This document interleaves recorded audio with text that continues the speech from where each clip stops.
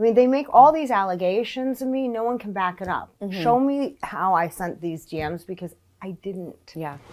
So it's been a roller coaster of a season. Is that how you would describe it? I think that's fair. I think that's definitely some ups and downs, a wild ride. Yeah, it's a roller coaster. I know that you just filmed the reunion. You brought 14 pages of type notes, which I did. I love that. But you said that you left with a lot of unanswered questions. I did. I mean, there were a lot of, issues that at reunion that I feel like were a lot bigger than some of the things I needed to tackle.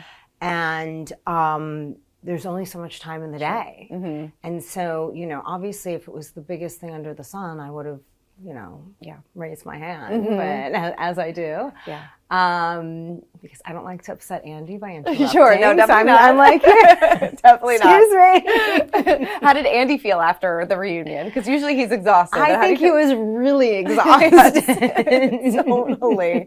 Out of all the things that weren't answered for you, could you name one of them that is still kind of bothering you? Not so much bothersome, but I would love a little bit of closure. I feel like Lisa and I definitely had some underlying conflicts, some were not so underlying, that I don't feel like we really touched on at all. And it's not to say that we don't have some sense of resolution, because I think we both understand in seeing things play back and everything else that there were other parties involved that, exacerbated the situation, which I think has pretty much gone on with me and her every year. So I think she and I are mentally at a place of understanding, but it's not something that we really talked about, Are you hopeful that your friendship with her can get back to the place that it was? Do you want that?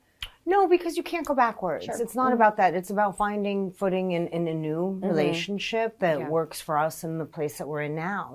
Trying to go backwards, I think, is unhealthy, for both of us. It was nice seeing the two of you kind of put your differences aside this season and move on. But like you said, some people were kind of getting in the middle of that. Do you think that there are some people that don't want you to have that friendship that you used to have anymore? And I think that there has been meddling in our friendship since, season one. I mean, I don't think this is anything new. And it feels like it's almost everybody at some level. So I don't know. I don't know if I can point fingers, so to speak, because it gets confusing and everyone always wants to point a finger. And at the end of the day, I really don't care. It's more about if Lisa and I can come to terms where we can find a high enough level of trust that we don't have to have trust 100%, That's when trust is violated. That's not necessarily where you have to go right back to, but we have to be at some level where we have enough trust within each other that we can give benefit of the doubt until we're able to have a discussion with each other, rather than letting someone else get in our ear and exacerbate some feelings we may be having. Do you trust her now? I don't have the same level of trust that we had years ago.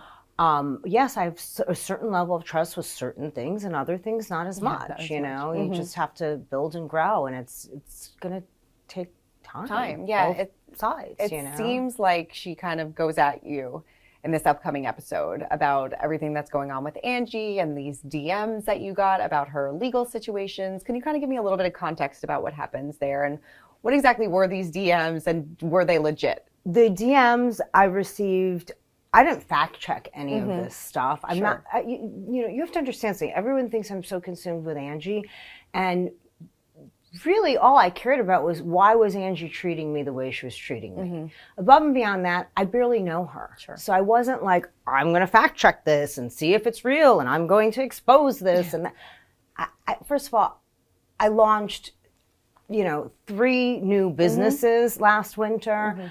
I didn't have time for that. I wasn't consumed with that. Was I interested in understanding her better? Absolutely. But that was the beginning, middle, and end of anything. So I did receive DMs that, had a lot of information about her, predominantly their finances, some other stuff. There was nothing about Greek Mafia in the DMs, to be very clear. And nor was that something I ever said she was in. Let's be very clear on that too. In fact, I never said any of this. Let's be clear on all of it. And That's what I say from the beginning when I'm approached about it, is that I didn't say it. I didn't send these DMs. They definitely came from some kind of a fake account. But, you know, I received them, Monica received them, and they all were pretty much evidence of allegations that Monica had made to me on the flight back from Palm Springs. So was this the rumors and the nastiness that No, because this stuff I didn't even know you had about then. after Palm Springs. You know, I didn't know any of this until Monica told me about it on the airplane. And then a few weeks later, I get all these DMs with the evidence. So I called Monica. I'm like, did you get these DMs? I mean, it was basically everything she was talking about. And that was it. Yeah. That was the beginning, middle, and end. Yes, we discussed the content. We did discuss it 100%. And I moved on. I never told anyone else about it. You know, my own husband, you saw, he says, what are the rumors with Angie K? And I said, I don't want to talk about it. You know, so it wasn't my thing, you know, it was more, anything I was reading or hearing about her was more just from my own understanding, trying to figure out, why is this woman being so nasty to me and so relentlessly nasty to me for no real reason? So I haven't seen the episode, so I don't know exactly how everything goes down. But it seems like Lisa kind of goes after you during this dinner in Bermuda and kind of blames you for everything that goes on with the rumors with Angie. That's pretty much correct. Yeah. You know, she's not doing it on her own. She's told that. And but the reality is, you know, I said at the lunch, I had been, the reason I asked Lisa if she was saying that I threatened Angie and all this stuff is because I had heard murmurings of it, but I had given her the benefit of the doubt. And all I'm looking for from Lisa is that same benefit of the doubt right back. Yeah.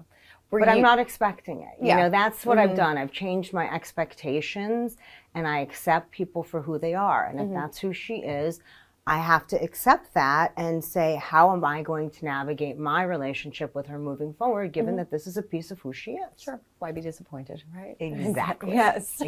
Exactly. Were you surprised that Monica went to Lisa and said that you were the one spreading this Greek mafia rumor? Shocked on so many levels because number one, as we all know, Monica and Lisa have not gotten along. Yeah.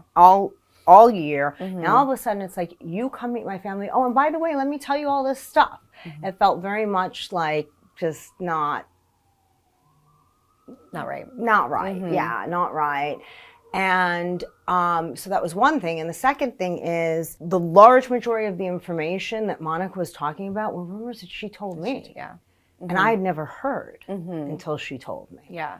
So, you know, I was kind of like, these aren't things I told to you. Yes, they're things I asked you questions about, but this is information you shared with me, and I didn't go and tell anyone else about it either. I kept it to myself. I didn't tell other people. I didn't bring it up on camera. You're the one who told me. You're the one who brought it up on camera. Right. What do you want from me? Yeah, and she was the one that said to Angie about the rumors about her husband as well. Which again, it was like she said. She never says Meredith said, but it's very clearly implied that it was me. And then all of a sudden it's like, oh no, I didn't hear it from Meredith. You know, and so I don't know what's going on there. I can't answer. It doesn't add up to me. It seems like the cracks are kind of showing between Monica and the group, at least at this point in the season, and that things may start to take a turn. Is that fair to say? I mean, it depends on if they end up believing me or Monica, I guess, because she's saying I did all these things. She's saying I sent her these DMs. She said, I mean, they make all these allegations of me. No one can back it up. Show me how I sent these DMs because I didn't. Yeah. Go and, you know, go get your cyber investigator on it because it's not me. Yeah. I can't wait as a fan to find out what goes on in this phone conversation that Heather gets while we're in Bermuda. I know you can't tell me exactly what happens, but what can you tease about that? And does this kind of change the course of the season? Absolutely. You know, she learned stuff on that call. And like I said, I had certain things that, you know, I already knew that made the whole lawsuit less surprising. Okay. There were a lot of elements that went into, you know, this call. Sure.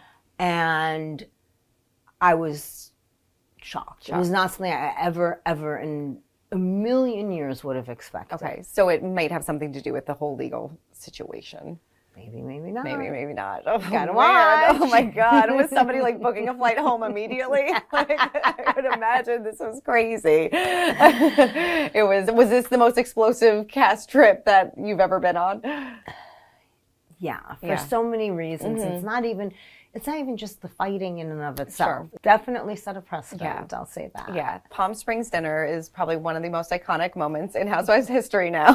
When you watched it back for the first time, what was your reaction? I was laughing. I mean, I really was. Like, it was a little bit upsetting for a moment, but really I was laughing. I thought like the whole thing was just insane. And of course, like it is with everything, you got to see, you know, moments, and what led into all that went on for a lot longer than what you see, obviously. So it was just like it was like poking, and finally it was just like, you know, that's who I am. I can't change that. I'm a pretty calm person, but one time you just push me a little too far. It's like that last thing that's the tipping point.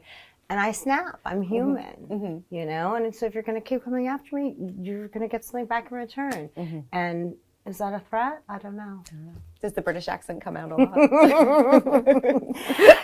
You know, the British accent always comes out if I have had like more than one drink. Okay. And sometimes comes out other times too. It depends, you know, if I'm around like friends with an accent, I start picking it up. Of course. And it's not just like the British one, it's all of them. Have you spoken to Lisa or Monica since the reunion?